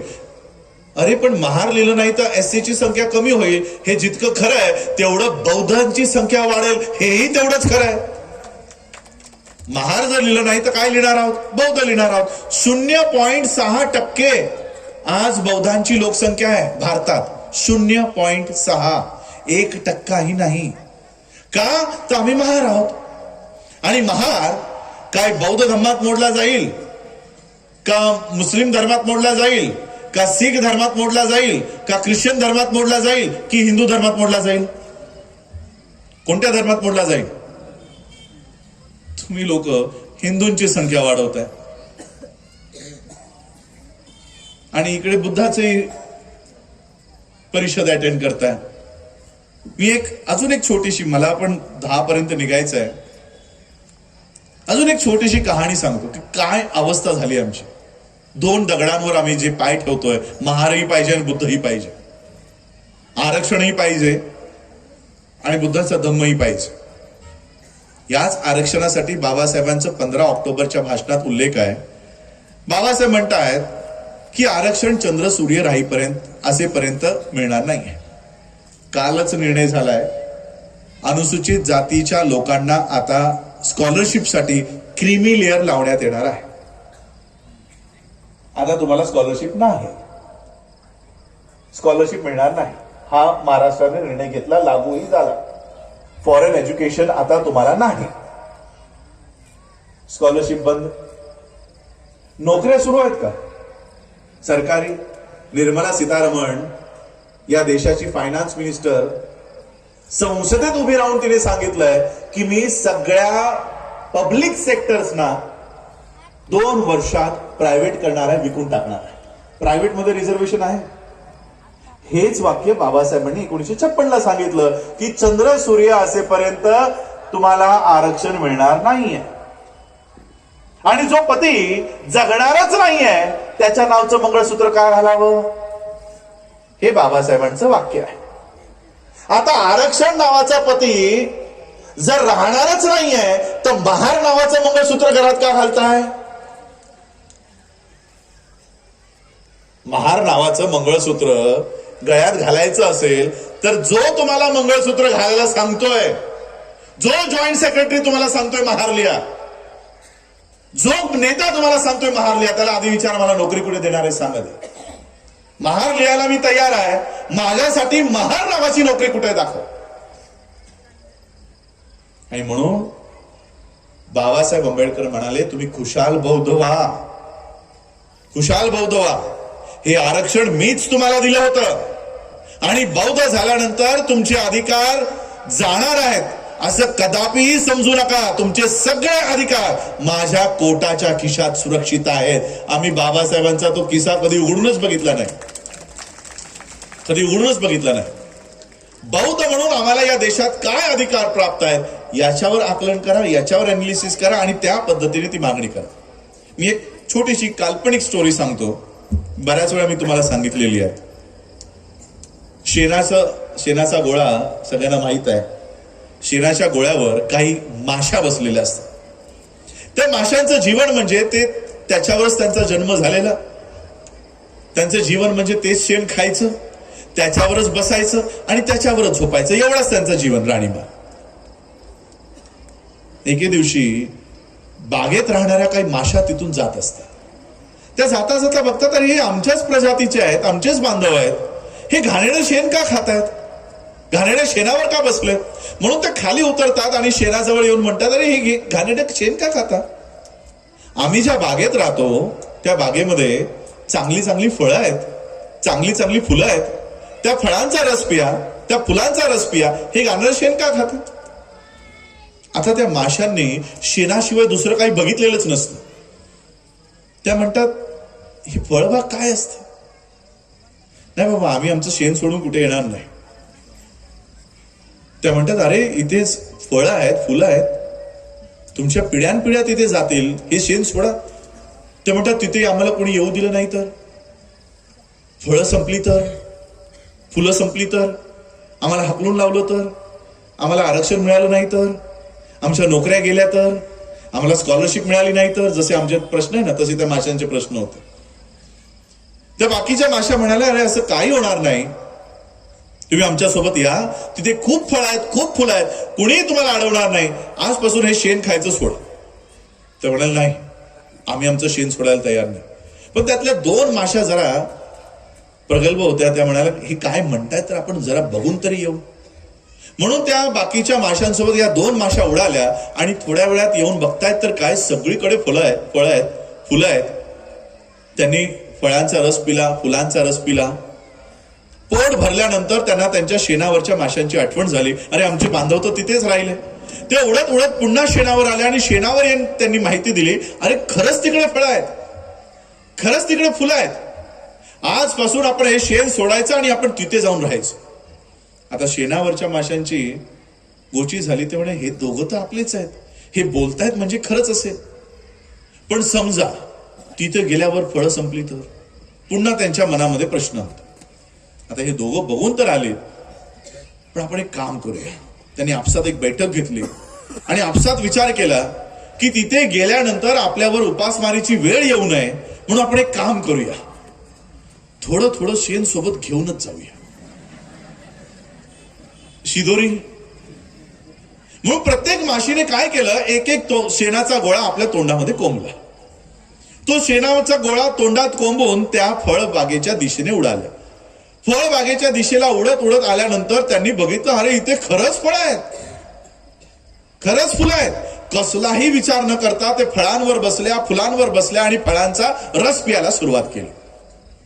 आणि जसंही त्यांनी फळांचा रस पिला, तो रस पोटात गेला, त्यांना घाणेरडी चव आली. शी म्हणे, किती घाणेरडं पद आहे, किती घाणेरडा रस आहे, त्यापेक्षा आमचं शेण चांगलं होतं. तर 2 माशा म्हणाल्या, आम्हाला तर चांगलं लागतंय, यांना काय वाईट लागतंय. ते म्हणाले, एक काम करा, दुसऱ्या फळावर बसा. ते दुसऱ्या फळावर बसले, दुसऱ्या फळाचं मध पिलं. दुसऱ्या फळाचं मध पिऊनही त्यांना घाणेरडी चव लागली. तर 2 माशांच्या लक्षात आलं काय प्रकार आहे. त्याने सांगितलं, जरा आपली तोंड उघडा.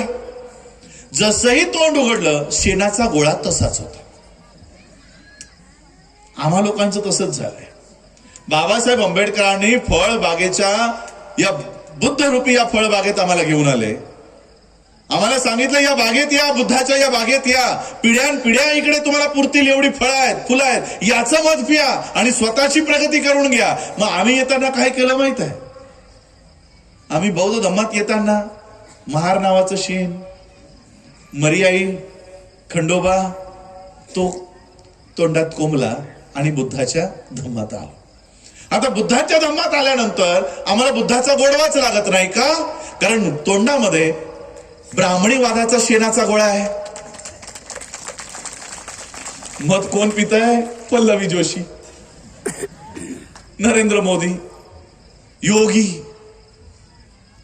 तुम्हाला खरंच जर बुद्धाचा गोडवा चाकायचा असेल, बुद्धाच्या मधाचा गोडवा चाकायचा असेल, तर आधी तुम्हाला तुमच्या तोंडातला ब्राह्मणी धर्माचा शेणाचा गोळा थुकावा लागेल. मगच जाऊन तुम्हाला बुद्धाचा या धम्माचा गोडवा अनुभव करता येईल. आणि म्हणून हे सगळे कर्मकांड, हे सगळे हे तुम्हाला फेकावे लागतील आणि बौद्ध आचरणाप्रमाणे त्या पद्धतीने बौद्ध म्हणून ओळख घ्यावी लागेल. जाती व्यवस्था या सगळ्या तोंडातून फेकाव्या लागतील आणि केवळ बौद्ध म्हणूनच या देशात स्वतःची ओळख निर्माण करावी लागेल. बाबासाहेब आंबेडकर जाता जाता किती मोठा प्लॅटफॉर्म आम्हाला देऊन गेलेत माहित आहे? किती मोठा प्लॅटफॉर्म. संयुक्त राष्ट्रांच्या ज्यावेळेस मी बैठकांना जातो, जवळपास 128 ते 130 देशांचे प्रतिनिधी तिथे असतात. प्रतिनिधींच्या माध्यमातून राष्ट्रपती, प्रेसिडेंट्स, अनेक मिनिस्टर्स त्या ठिकाणी असतात. ज्यावेळेस ते आमची ओळख होत असते, ते आम्हाला विचारतात, विच कंट्री, कोणत्या देशातनं तुम्ही? आम्ही सांगतो इंडिया, भारतातून आलोत आम्ही. काय म्हणतात माहितीये भारतातल्या बाहेरची लोक? म्हणतात, ओ आंबेडकर्स इंडिया. आजही या देशाची भारताच्या बाहेर मोदीची किंवा गांधीची भारत म्हणून होत नाही, बाबासाहेब आंबेडकरांचा भारत म्हणून होते. का तर सगळ्या बौद्ध देशांना माहित आहे की सम्राट अशोकानंतर या देशामध्ये बौद्ध धर्माला कोणी पुनर्जीवित केलं असेल तर ते केवळ डॉक्टर बाबासाहेब आंबेडकरांनी केलंय. ही ख्याती पूर्ण जगभर आज बाबासाहेब आंबेडकरांबद्दल आहे. आणि म्हणून तिथपर्यंत आम्हाला जाणं गरजेचं आहे. बौद्ध धर्माचं काटेकोरपणे पालन करणं गरजेचं आहे. मला अभिमानही वाटला आणि थोडी लाजही वाटत होती की आयोजक लोकांना सांगताय खर्रा खाऊन येऊ नका, दारू पिऊन मंचा इथे येऊ नका. अशा पद्धतीने आम्हाला 2023ला सांगावं लागतंय. 2023ला सांगावं लागतंय कुठपर्यंत आम्ही आचरण करतोय धम्माचं. कालपर्यंत आमच्या हातात धागे दोरे होते, लाल, काळे, निळे, पिवळे काय असतील ते. आता लोक लाज वाटायला लागते. अरे हातात दिसलं तर ते म्हणतील हा हिंदू धर्माचा पालन करतो. त्यांनी धागा बांधायचा नाही सोडला, धागा इथे बांधायचा सोडला, आता पायाला बांधायला लागला. ही 2023ची प्रथा. आणि म्हणून बघा मी इथे एक ग्रंथ आम्ही बाबासाहेब आंबेडकरांनी रायटिंग अँड स्पीचेस व्हॉल्यूम 20 मध्ये बौद्ध पूजा पाठ कशी असते, बौद्ध संस्कार काय असतात, बौद्धांचे रीतिरिवाज काय असतात, त्यासाठी त्या भल्या मोठ्या पुस्तकात बाबासाहेबांनी काही पानं बौद्धांच्या पूजेपाठेवर लिहिलेले आहेत. पण ते ग्रंथ आम्ही वाचत नाही, व्हॉल्यूम्स आमच्याकडे नाही, प्रिंट्स अवेलेबल नाही. आणि म्हणून मी बाबासाहेब आंबेडकरांची ती तेवढीच पानं त्या व्हॉल्यूम मधनं बाहेर काढून ही छोटीशी एक पुस्तिका तयार केली, जेणेकरून ही प्रत्येक बौद्धाकडे असणं गरजेचं आहे की आमच्या रीतिरिवाज काय, आमच्या चालीरीती काय, आमच्या वंदना काय, आमचे संस्कार काय, हे सगळ्यांना माहीत असणं गरजेचं आहे. जेणेकरून एखाद्या वेळेस बौद्ध भिक्खू उपस्थित नाही, बौद्धाचार्य उपस्थित नाही, जेणेकरून आम्ही आमचे हा विधी स्वतः पार पाडू शकू. म्हणून बाबासाहेबांनी हे ग्रंथ लिहिला, ही विधी लिहिली. बाबासाहेब म्हणतात माझं कल लोकांना बौद्ध तत्वज्ञान सांगायचं आहे, पण लोक म्हणतात आम्हाला बुद्धाची पूजा कशी करायची ते सांगा. ठीक आहे, तुम्हालाही मी ते तयार करून देतो. म्हणून मी आज ही पुस्तिका मुंबईहून आणली. माझे सहकारी गुलाब इथे आहेत, त्यांच्यापर्यंत ही घ्या. आणि 99 रुपयाचं आहे, पण ही 50 रुपयाला आम्ही लोकांना देतोय, जेणेकरून घराघरामध्ये बौद्ध विधी कशा असतात, बौद्ध पूजापाठ कसा, त्याचा मराठी अर्थ काय, महामंगल सूत्र आपण या ठिकाणी म्हणालो, पण त्याचा मराठी अर्थ काय, पालीमध्ये आपण सगळ्या गाथा म्हणतोय पण त्याचा मराठी अर्थ काय, हे सगळे ग्रंथ या मराठी अनुवाद केलेलं साईडच्या साईड. बौद्ध संस्कार, विवाह संस्कार, विवाहामध्ये काय कशा पद्धतीने असलं पाहिजे, ते सगळं याच्यामध्ये बाबासाहेबांनी जे दिलेलं आहे ते याच्यामध्ये तसंच्या तसं छापलेलं आहे. आम्ही स्वतःच्या पदरचं काही घेतलेलं नाही. आणि हेही 50 रुपये जे तक्षशिला, नालंदा युनिव्हर्सिटीज आम्ही तयार करणार आहोत. 60 एकर जमीन नागपूर या ठिकाणी, कामठी रोडला या ठिकाणी आम्हाला दिलेली आहे. तेच 50 रुपये त्या युनिव्हर्सिटीच्या कामकाजाला आम्ही सुपूर्द करणार आहोत. तर हे पुस्तक जाता जाता सगळ्यांनी घ्या, त्या पद्धतीने मी सांगेन.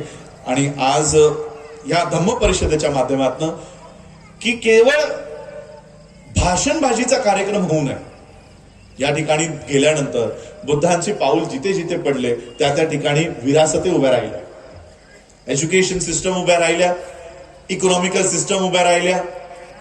आणि म्हणून याही परिषदेच्या माध्यमातून इथे आमची इकॉनॉमी उभी राहावी, एज्युकेशन उभं राहावं, यासाठी विशाल भाऊंकडे, जवादे सरांकडे आम्ही शेअर होल्डरचेही फॉर्म देऊन ठेवलेली आहेत की तुम्ही शेअर होल्डर्स व्हा. नुसती एवढी संख्या आहे आमची, दुसऱ्या दिवशी संघटित करण्यासाठी आमच्याकडे काही प्लान नाही. आणि म्हणून या लोकांना संघटित करण्यासाठी आमची बँक असली पाहिजे, आमचे एज्युकेशन सिस्टम्स असले पाहिजे. हे प्रोजेक्ट्स आम्ही घेऊन चालतोय. माझं स्वतःचं क्वालिफिकेशन बीकॉम आहे, इकॉनॉमिक्स मध्ये, फायनान्स मध्ये, फर्स्ट क्लास मध्ये युनिव्हर्सिटी ऑफ मुंबईतून ग्रॅज्युएट, पीजी आहे, सीएस आहे, कंपनी सेक्रेटरीज, एमबीए फायनान्स आहे, पीएचडी इन फायनान्स आहे. माझा संपूर्ण अभ्यासक्रम हा फायनान्सवर आहे, इकॉनॉमिक्सवर आहे. मला ते चांगलं जमतं आणि म्हणून मी विचार केला की माझ्या शिक्षणाचा वापर मी एसबीआय, एचडीएफसी, ऍक्सिस, आयसीआयसीआय अशा बँकेला माझा शिक्षणाचा वापर करण्याऐवजी मी माझ्या शिक्षणाचा वापर माझ्या समाजाच्या बँक उभ्या करायसाठी करेन, जेणेकरून माझं शिक्षण माझ्या समाजाच्या कामी येईल. आणि म्हणून आज या सगळ्या प्रोजेक्ट्सवर आम्ही काम करतोय. बाबासाहेबांचा धम्म हा भारतामध्ये, भारताच्या बाहेर घेऊन जाण्यासाठी काम करतोय. त्यासाठी आपण सगळ्यांनी सहकार्य करा, एवढंच मी आजच्या प्रसंगी सांगेन. बरेच अजून वक्ते मला वाटतं बरेच त्यांनी कट केलेत मला भाषण देण्यासाठी, तर मी अधिक वेळ आपलाही घेणार नाही. अजूनही काही बरेच कार्यक्रम आहेत बाकी अजून. तर बाकी कार्यक्रम मला वाटतं गायनाचे आहेत म्हणून मी वेळ दिला होता 1 तासभर, म्हणजे गायनाचे कार्यक्रम नाहीये. तर आपण एवढ्या वेळापर्यंत मला ऐकलं त्याबद्दल मी आपल्या सगळ्यांचे आभार व्यक्त करतो. बाबासाहेब, आणि आज मी वर्धेमध्ये आहे. वर्धेत येऊन गांधींचा उल्लेख केला नाही तर गांधींना अपमानास्पद वाटेल, म्हणून गांधींचाही उल्लेख करणं गरजेचं आहे. बघा, गांधी आणि बाबासाहेब आंबेडकर दोघंही बॅरिस्टर, दोघंही परदेशातून भारतात आले, शिक्षण घेऊन भारतात आले.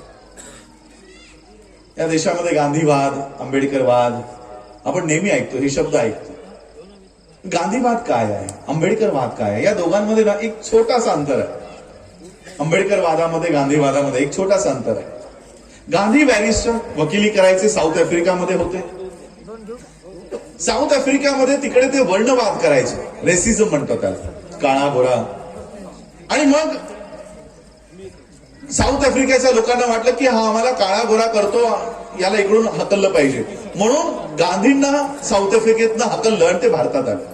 भारतात आल्यानंतर गांधींनी त्यांच्या एका गुरुला सांगितलं की मला भारतामध्ये इथे मोठा नेता व्हायचा, इथे पॉलिटिकल मुवमेंट उभी करायची, मला काय केलं पाहिजे. गांधींना त्यांच्या गुरुने सांगितलं एक काम करा, गांधींचे सुरुवातीचे फोटो बघून घ्या, सगळे सूट बूट टाय कोटातले आहेत, पुस्तकं कुठे जाणार नाहीत, सगळे बसून राहा, मी पण आहे तासभर, जरांदे सर आहेत त्यांच्याकडे घेऊन जा. गांधींचे सुरुवातीचे फोटो बघा, सगळे सूट बूट टाय कोटातले. सूट बूट टाय कोटामध्ये राहणारे गांधी भारतात आले. भारतात आल्यानंतर त्यांनी त्यांच्या गुरुला सांगितलं की मला भारतामध्ये नावलौकिक मिळवायचे, मला काय केलं पाहिजे. गुरुने सांगितलं एकदा भारताचा दौरा करून या. संपूर्ण भारताचा दौरा गांधी करायला निघाले आणि त्यांनी बघितलं, अरे भारताची लोक तर त्यांना घालायला कपडे नाही, पोटाला अन्न नाही, ये तो भूखे नंगे लोगों का देश है. गांधींनी सगळी माहिती गोळा केली आणि गुरुंना जाऊन सांगितलं की ये तो भूखे नंगे लोगों का देश है. गुरु ने सांगितलं कि अगर इन लोगों का नेता बनना है तो अगर लोग नंगे हैं तो खुद भी नंगे हो जाओ. सूट बूट टाय कोट घालणारे गांधी त्यांनी पॅन्ट काढले, सूट काढला, शर्ट काढले आणि धोती नेसायला सुरुवात केली. आणि धोती नेसून ते संपूर्ण भारतभर गेले. भारतभर गेल्यानंतर लोकांना वाटलं अरे हम भी नंगे, ये भी नंगा, हमारा मसीहा आ गया. बघता बघता गांधी महात्मा झाले. बाबासाहेबही परदेशातून भारतात शिकून आले. बाबासाहेब आंबेडकरांची आर्थिक परिस्थिती नव्हती. बाबासाहेबांनीही भारतामध्ये संपूर्ण भारताचा दौरा केला आणि बाबासाहेबांनीही बघितलं अरे खरंच लोकांना खायला अन्न नाही, घालायला कपडा नाही. बाबासाहेब आंबेडकरांची आर्थिक परिस्थिती नसतानाही बाबासाहेबांनी सूट बूट घालायला सुरुवात केली. आर्थिक परिस्थिती नसताना बघा, एकही फोटो बाबासाहेब आंबेडकरांचा तुम्हाला फाटलेल्या शर्टामध्ये किंवा फाटलेल्या कोटामध्ये सापडणार नाही. बाबासाहेब समाजासमोर जात असताना नेहमी सुटा बुटात टाय कोटात गेले. आणि म्हणून बाबासाहेब आंबेडकरांची मुवमेंट आणि गांधींची मुवमेंट काय आहे हे एका वाक्यात तुम्हाला समजून सांगायचा प्रयत्न करतो. नंगे को देखकर नंगा हो जाना ये गांधीवाद है. नंगे को देखकर नंगा हो जाना ये गांधीवाद है, लेकिन नंगे को देखकर उसको सूट बूट टाई कोट में लेकर आना ये आंबेडकरवाद है। या आंबेडकरवादावर आम्हाला काम करायचं आहे आणि या समाजाला पुन्हा सुटा बुटा टाय कोटाची व्यवस्था जी बाबासाहेबांनी आम्हाला दिली आहे ती कायम ठेवायची आहे। एवढंच सांगतो आणि थांबतो। जय भीम, नमो बुद्धाय। धन्यवाद साहेब।